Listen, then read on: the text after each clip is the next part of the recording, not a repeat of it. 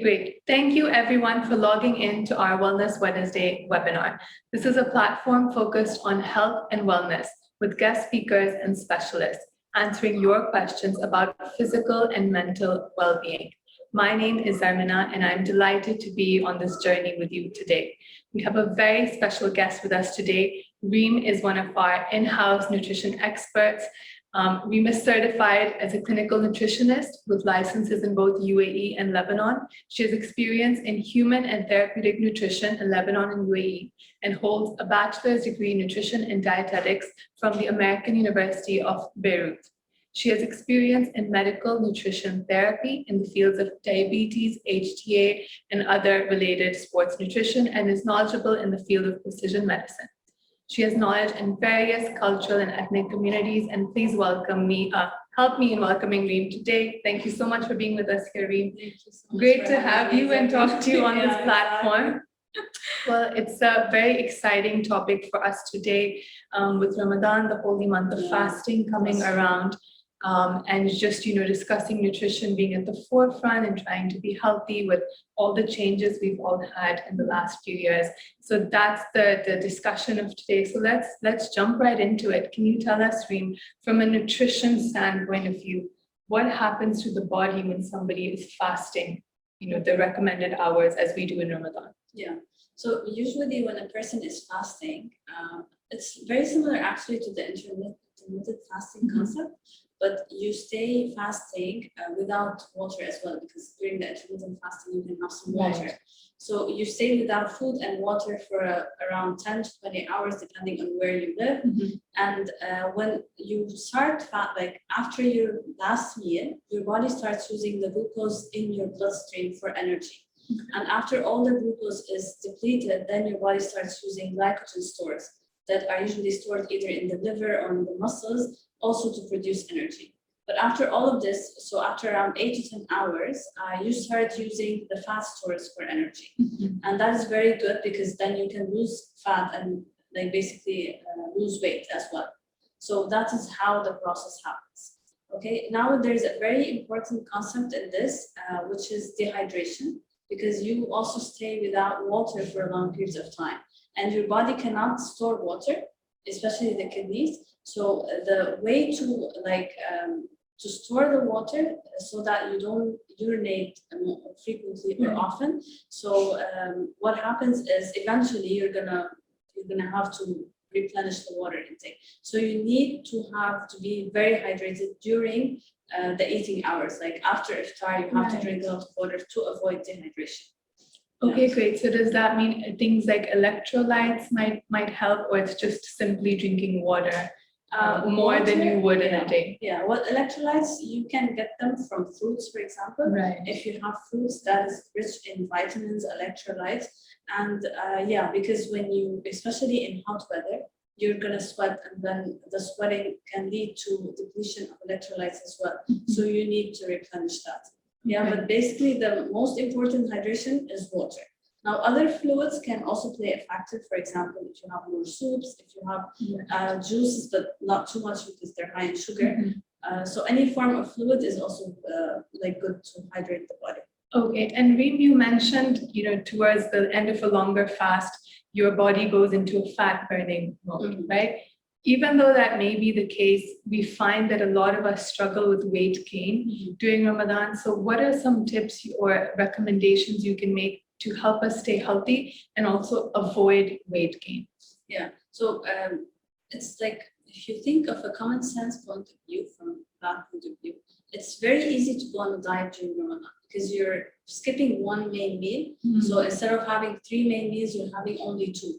So from that point of view, you're cutting down calories. You're gonna cut, usually some studies are showing that you're cutting around 240, 250 calories per day. So that can eventually lead to weight loss. Right. But most people tend to overeat during iftar because maybe due to the accumulation of hunger throughout the fasting time. So when they eat more, and especially they eat foods that are high in sugar or high in energy, and things that are considered empty calories, so this can add to your caloric intake and therefore lead to weight gain. But if you stick to healthy options, and even if you overeat healthy options, you can eventually lose weight. Okay, and how does eating empty calories, how does cravings play into that, right? Why are we eating the empty calories at iftar? Yeah. How can we counteract that, or maybe change our thought process? And maybe it's psychological. I haven't eaten all day and I just can't wait to eat, the first sugary thing I see. Is it that, or is my body really craving the sugar? What is the impact of cravings? Yeah, well, actually, it's a combination because of the dehydration, the water loss, and because also glucose is depleted. Right. So you feel like, because you feel like you're going into hypoglycemic stage, so you feel that you need something, especially high in sugar, to replenish the hypoglycemia. So you tend to grab like the fresh juice or things that are high in sugar types of juices, whereas we recommend that you tend to go for water, for example, or flavored types of water, and add like 3 dates or some kind of dried fruit that can give you the sugar that you need, and the water can give you the hydration that you need. Okay, that's very helpful. And Reem, when it comes to looking at diabetes and being somebody who has any stage of diabetes during Ramadan, particularly type 2 diabetes, is it safe to fast? Would you say in some cases, any recommendations or exceptions you would make? And if one chooses to and is physically able to keep their fast, how can they do so safely? Yeah, so when you're diabetic, you are facing some risks that you might have. For example, you can be at risk of hypoglycemia, that is low blood sugar. It means that when your blood sugar is less than 70 milligrams per deciliter, that's considered hypoglycemia. So you need to avoid hypoglycemia in a way, and that can be helpful with your medication adjustment, and also either in dosage or in timing of medication, and as well as your food intake, the distribution of carbs, the way you eat. So you can avoid hypoglycemia. And there's another complication, which is hyperglycemia. Right. Now, hyperglycemia happens usually after iftar because of the big meal that you usually have at iftar. So you tend to have hyperglycemia. You can also avoid that by cutting down, for example, the carb portion during iftar, and also with adjusting your medication and knowing what kind of medication to take and when to take it. I'm sorry, what was the other question? So that's helpful in telling us how one can safely keep the fast, right? So you mentioned being kind of aware of being hypo or hyperglycemic. Maybe for those who are new at experiencing this, what are some symptoms they can look out for, or some signs to know, okay, maybe I need to change my diet, or maybe I need to eat something different if thought. What is that feeling that they will get if they are facing either each episode? Yeah. So if you're, for example, having hypoglycemia, there are some symptoms or some signs that can make you aware that you're having. For example, if you feel tired, if you're pale, if you're feeling sometimes you get tremors, or you get tingling in the lips or the tongue, that means that you're having hypoglycemia. Okay. And usually if you face hypoglycemia during the fasting hours, you have to break the fast. Okay. Because you need to eat something, or else you might go into severe hypoglycemia that can lead to loss of consciousness, and therefore rush to the hospital. Right. In terms of hyperglycemia, you can feel that you're feeling hungry, or you need to urinate more, or you need to eat more. So also with that, you need to also break the fast if you're in the fasting stage. Okay. If you're in the after iftar phase, then you need to either do some exercise to lower your blood glucose, because exercise has a direct effect on it, and you need to drink a lot of water to avoid dehydration, because dehydration is one of the complications of hyperglycemia. Now, we recommend for all diabetics to consult with their doctors and their physicians before they start Ramadan, because they would need also to adjust their medication. They would need to change the medication, either change the dosage or change the timing of medication. Or some people are also not recommended to fast, especially people who have severe hypoglycemia or recurrent hypoglycemia, or who have uncontrolled HbA1c, then it's better not to go for fasting. Okay, and Reem, you touched upon such a key point of exercise, and I think that you said that one of the good times to do that is after iftar when your glucose levels are high. Is that right? So once you've broken your fast, you've eaten and maybe a little bit, more than you planned, and then your glucose levels are higher than expected, that's a good time to fast. Is that the most that's a good time to exercise. Is that the most recommended time to work out? Or can it, be at other times of the day if you're keeping your fast? What would you suggest? Now, if you're not diabetic, there are two timings where you can exercise. Okay. It's either directly before iftar, Okay. because as we said, you're burning fat. So if you exercise, you will boost the fat burning even more, so you will lose fat. But if you're diabetic, it's better not to do any exercise before. Okay. Because you're at risk of hypoglycemia, especially before iftar. And so it's better to exercise 2 hours after iftar. Okay. Yeah, for diabetics. Okay. Okay, great. And Reem, can you tell us or explain to us what your Ramadan food plate should look like? We all know, the picture of a food plate in an ideal day. Yeah. But when your meals change, like you said, you're cutting out a whole meal. What does that look like, and what's the right way to keep that balance? Yeah. So if you picture a normal plate, you can divide it into 4 quarters. Okay. The first quarter can be vegetables. It's either cooked or raw vegetables. It can be either a salad or cooked vegetables, depending on the type of cuisine that you have. And then the other quarter can be protein. So it's better to go for lean proteins, such as chicken or lean cut beef or meat. And that can be around 120 grams, depending on how much calories you need to be on.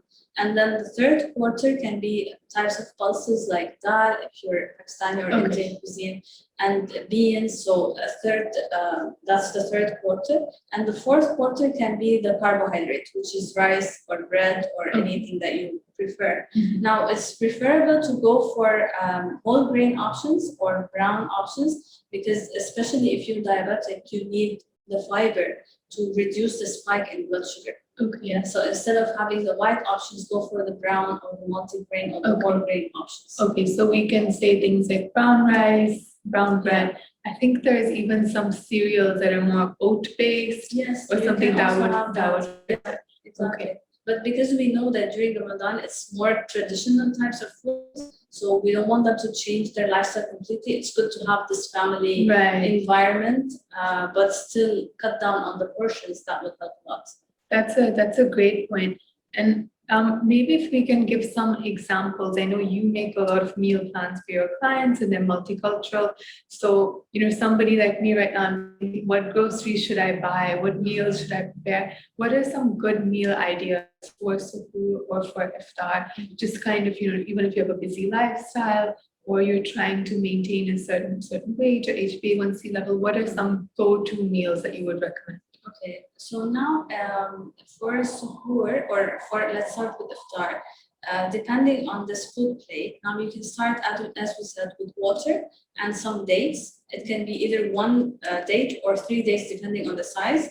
And after that, you can have some soup. I know in the Arab culture, it's more common. Yeah, it's more common to have soups. Right. Then soup is very good to replenish fluids, but try to have types of soups that are not heavy in like cream or fat or oil. So go for vegetable soups, things like that. And then in the meal, as we said, you can divide this quarter meal. But then, for example, if you like salads, for example, fatoush, you can have that, and then the chicken can be the tawouk, for example. Just getting examples, and then the bread can be the carbs, and then you can have, if you want, beans, if you like beans, or you can add beans to the soup. Also, that could be an option. If you're, for example, in the Indian or Pakistani cuisine, then you can have the cooked vegetables. I know most Indians or Pakistani, they don't like the raw salad type of vegetables. So you can go for the cooked vegetables.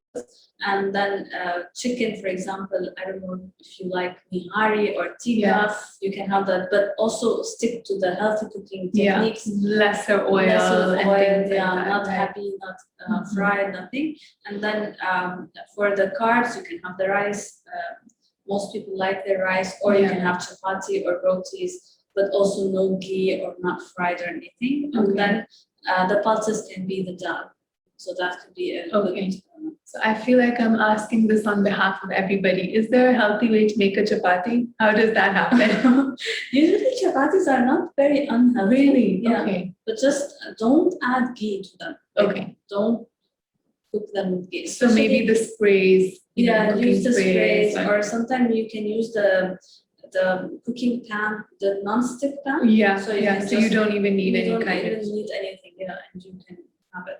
And if you use, for example, some kind of flour that are more whole grains rather than the white flour, then that will be also even more healthy. Okay, wonderful. And sip of water reminded me, hydration is key, right? And you touched upon that earlier. How can we kind of manage between iftar and suhoor to have enough water? Because sometimes I find if I'm breaking my fast and I'm having my dates and my water, if I have too much, then I just feel bloated and sick. So how do I kind of balance that throughout the evening hours? Yeah, so now we usually recommend that you have 4 meals. So iftar would be one main meal, and the suhoor is the second main meal. Okay. And then you can have 2 snacks in between. Okay. Okay, so for each meal, you can have 2 glasses of water, let's say. Yeah, so once you have the iftar, you can have 2 glasses in the beginning, because that can also help you feel full, so that you don't overeat. Right. And then you can have for each snack like 2 cups of water. So that will be divided among the whole duration. Okay, and by snacks, you mean maybe like nuts or yogurt, something. Nuts, yogurt, energy to keep you going. Yeah, fruits can be also a good type of snack. Okay, and when it comes to adding your snacks to your diet plan and then these 2 large meals, is it important to be counting macros? If you can also define for our viewers, what does that mean? Who is it important for, and then why should people count their macros? Yeah, so there are, I think in our case, there are 2 main important macros. That is the protein. So protein is very important in building muscles and increasing your metabolism, in reducing your fat. So if you're having enough protein, especially because you're cutting down meals, so you tend to have less protein than needed, you need to make sure that you're having enough. Yeah. So enough protein, and then carbs for diabetics. You need to divide your carbs throughout the meals. So you cannot have all the carbs at one meal, because you'll be at risk of hyperglycemia. And most people tend to have hyperglycemia. Many studies have shown that people who are diabetic and fasting are very prone to hyperglycemia, especially after iftar. Okay. So if you can divide like 50% of the carb intake on your iftar meal, and then almost 30 to 40% on the suhoor, and then the rest for snacks, so that you will be having like good amount of carbs, so that you can avoid hyperglycemia, and also you can avoid hypoglycemia during the fasting period. So you'll have enough energy to kind of keep your activities in the evening and work out. Yeah, exactly. Great. And we might feel that a key thing in Ramadan that maybe is not given enough attention to is the sleep. So, right, in general, there is an impact on our health and nutrition by sleep. I know about myself, if I don't sleep well, I wake up craving something sugary, and I think that's just to kind of get me going through the day and switch on in the morning. So how can sleep affect our nutritional requirements, energy levels, and you have that consistent energy throughout the day, and what can we do about that? Yeah, so during Ramadan, you tend to have sleep disturbances, and you don't sleep for one stretch. So it's usually, if you sleep, for example, at 12 midnight, you need to wake up before suhoor. Some people can sleep after suhoor, some people cannot. Yeah. So the sleep duration is less, and then there usually that happens, and then hormonal imbalance also occurs. So when that occurs, you feel more hungry. It tends to give you a feel of hunger, and you tend to crave more foods, and foods that are high in calories. Yeah. So it can be fat with sugar, or something sweet, or something oily. So it can be types of foods like that. So now you can divide your sleep into more stretches throughout the day. So for example, some people tend to sleep after iftar. We don't recommend directly after iftar. It can be like 2 hours after iftar if you want to take a nap. So after your meal has been able to digest. Exactly. Because if you sleep directly, then everything will be absorbed in your body as well, instead of metabolizing it for energy. Or some people also sleep throughout the day before the iftar, so that to make the the day shorter Yeah. for them. So that can be helpful as well. Okay. But the only thing that we cannot like avoid is the loss in REM, which is rapid eye movement sleep Yes. duration. Because if you sleep for shorter periods of time, the REM sleep pattern goes down. So the sleep can be more lighter, like you go into light sleep Right. stage more. Right. And the REM stage is very important in replenishing your body, in improving your brain function. Okay. But since it's only like for a month period of time, it's not a chronic condition. Right. It's more like for only 1 month, then it's fine. Like you can adjust later on. So, Okay. yeah. Great. Well, Reem, I'm very excited to ask you the next question. It is World Health Day, and at THB we have launched a program particularly focused on prediabetes, early stage diabetes, and anybody with type 2 diabetes, including gestational diabetes and otherwise. And so on World Health Day, we have launched this Diabetes Connected Care program. Reem, I'm so excited to ask you, what is this program? Can you tell us all about it? I know you already have a very successful pilot program running. Can you tell us about that and maybe even some examples of your members and their successes on this journey? Yeah. So our program is called Diabetes Connected Care. So it's connected. It's a program. It's a connected care program that targets people with diabetes. And as you said, we target not only type 2, we also cater to type 1 diabetics, gestational diabetics, and so on. And this, like usually it entails like a team of healthcare professionals that consists of a health manager, a dietitian, and diabetes educator who actually first do an assessment with the patient and then monitor them. We give them a device and we can monitor them from the convenience of our office, and we tend to guide them throughout the journey. In case of their readings, for example, we also educate them on the normal readings that we should get and how to improve their readings.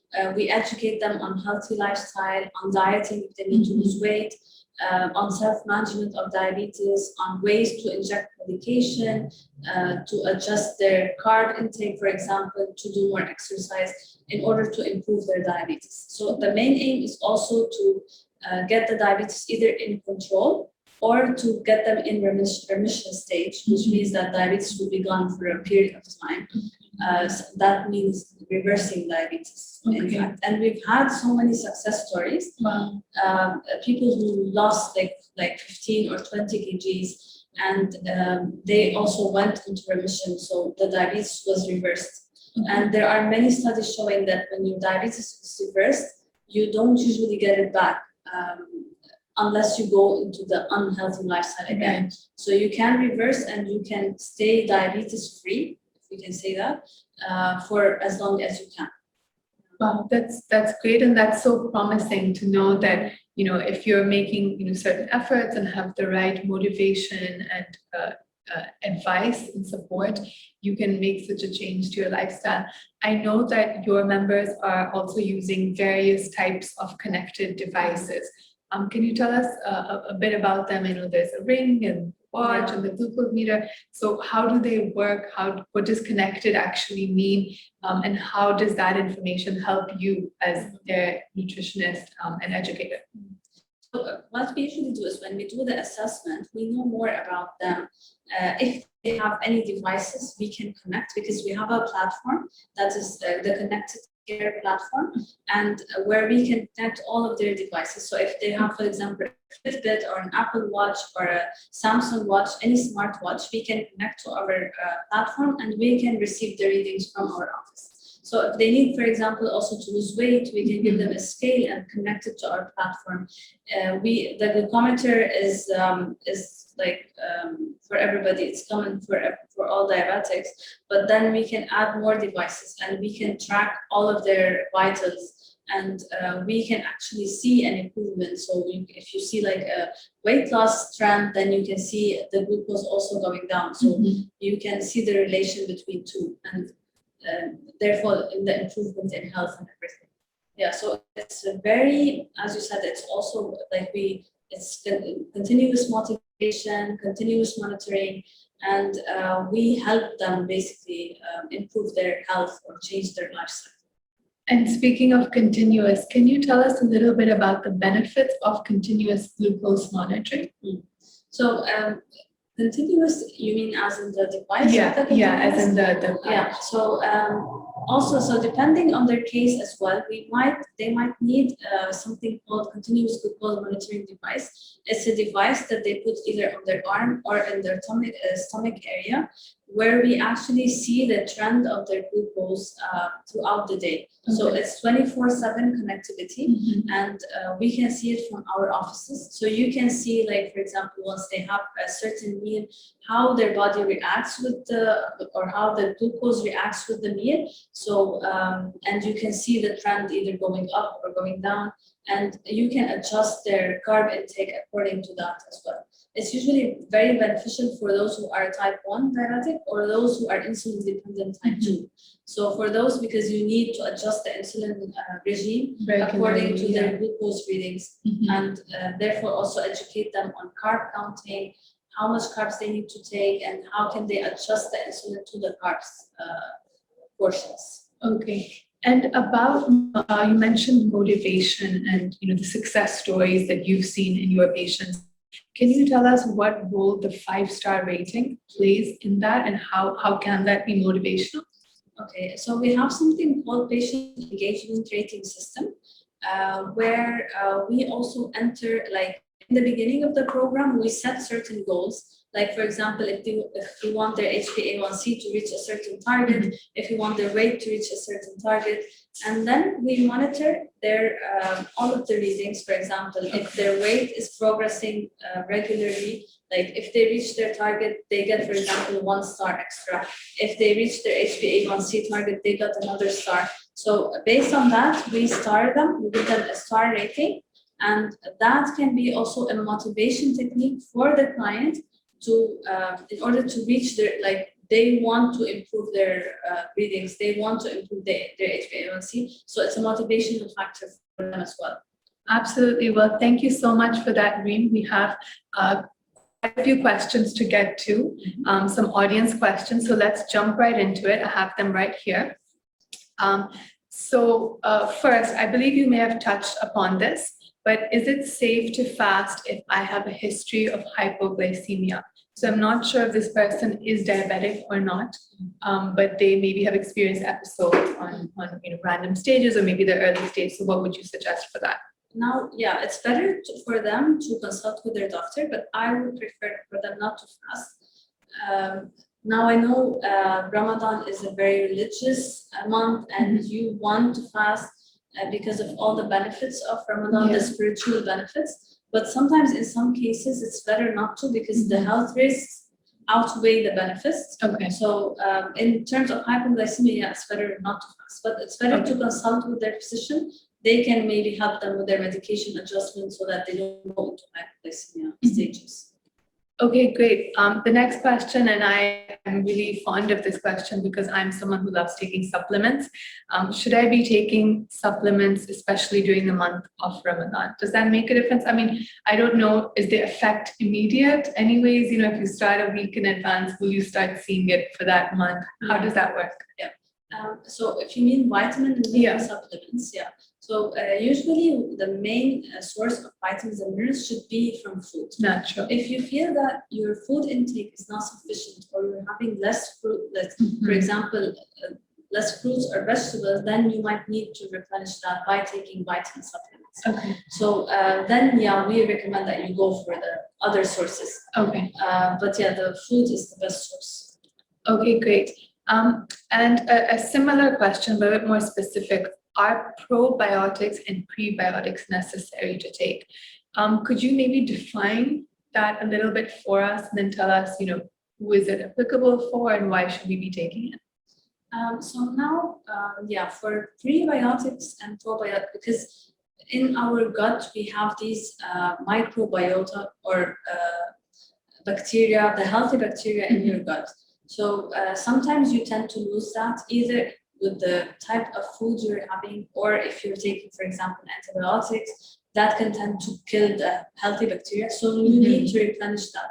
You can take supplements for probiotics, prebiotics that will improve your health, especially if you're having symptoms in digestion. For example, if you feel like problem in digestion, or you're having reflux, or you're having any other symptoms related to digestion, then yeah, probiotics can help a lot with that.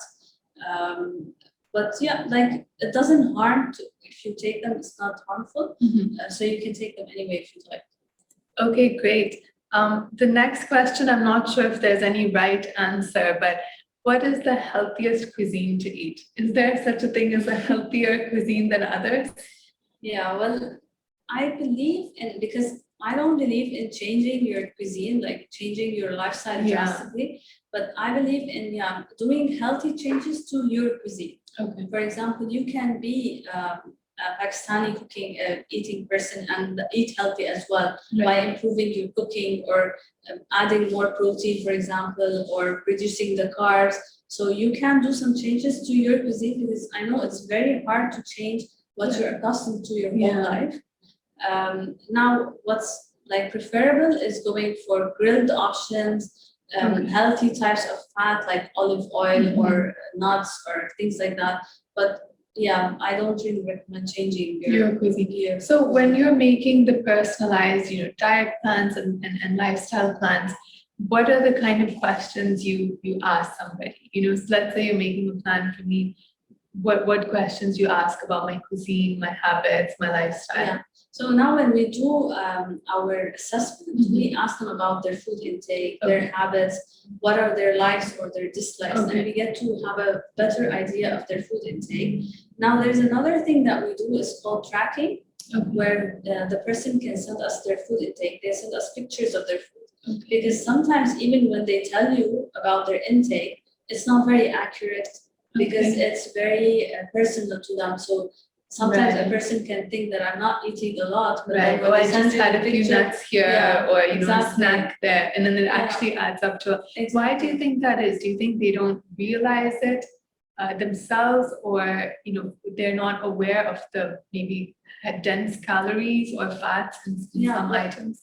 I feel like family also plays a major role, because like the way you're raised in your house, for example, you need to finish your plate, for example. Yes. In our Arab culture, it's very common that you have to finish even if you're not hungry. Even if you're not, you need to finish this. We don't throw food here or something. So do you tend to eat more? Yeah. And then you get used to these quantities and you feel that this is normal. Right. This is the normal quantities. Right. So when you tend to do the consultation with the patient or the client, they tell you that I'm not eating a lot, it's just normal portion. But then when they send you a picture, it's like, it looks like a big portion. It's a full So plate. from that, you can give them more guidance. And when you do also the tracking, you tend to know more about their habits and change them accordingly, and see where the problem is there, like where are the things that needs modification, and modify them accordingly. Okay, great. We have another question saying, how can I prevent myself from feeling like I am in a food coma? Before you answer that, can you tell us what that means, a food coma? Why does somebody feel like that? What does that just mean? They're overeating? Is that their glucose levels have, crashed or shot up and crashed? What does that mean? Yeah, like when you tend to eat more than you need or more than you require, then, and especially when you're hungry, and as we said, when hunger accumulates throughout the day, you just want to eat to fulfill your hunger. So you tend to eat more and overeat. So you might go into a food coma. Yeah, well, it's a figure of speech. But like there's a rule called 20 minutes rule. I don't know if you've heard of it, but this rule tells you to eat, like it helps you first to eat slowly. So when you eat, if you eat like on a duration of 20 to 30 minutes, because it takes time for the body to adjust to the food intake and for the satiety signals to go from the stomach to the brain. So it takes around 20 to 30 minutes for the brain to tell you to stop eating. So that's why you tend to overeat, because your brain is not telling you to stop eating, and you're eating fast, so it's not catching up with you. So if you eat slowly, then it gives you more time to adjust, and therefore can know that you're actually feeling full, so that you stop eating. So that means don't finish your meal within 20 minutes, regardless of what it is. Yes, exactly. Just take your time while you're eating. And what about for those individuals who have a sweet tooth? How can you kind of manage that? Sometimes I find if I'm having dinner with and I don't have a sweet tooth. So for me, I find it quite strange if somebody wants dessert immediately. I think, oh, I can't eat, dessert for a while. But if you have a sweet tooth, I know it can be a struggle that immediately you want dessert as soon as your meal's finished or throughout the day, or even as a snack, you're preferring dessert over something a bit healthier. How can you curb that? Is there anything you can do, or you just genetically stuck with that? Yeah, well, sometimes it's just a habit, like because you got used to eating sweets after a meal, so you tend to crave for it. But we try to give them alternatives, like instead of having the heavy type of sweets, the Arabic, for example, sweets that are very common, especially in Ramadan. Yes, you can go for other types of things, like if you have dates, even if it's dates like that are dipped in chocolate, for example. This can be sweet, like can do good for your craving, but in the same time, it doesn't add a lot to your calories, and especially empty calories to your intake. Yeah. So that's a point on the sugar. I feel there are also a lot of things that maybe we're not aware how much sugar is in that.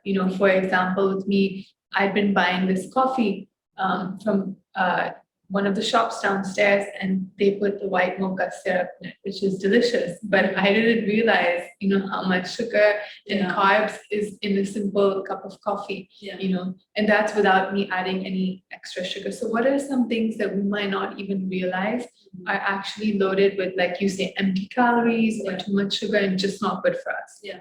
So now a good guide I feel is when we involve somebody, we give them a lot of educational material. So one of them can be how to read nutrition facts. Okay. So for example, if you want to go somewhere and buy something, especially from the supermarket, you can we teach the person how to read nutrition facts, how to know how much, for example, fat is in there, how much carbs or sugar is in there.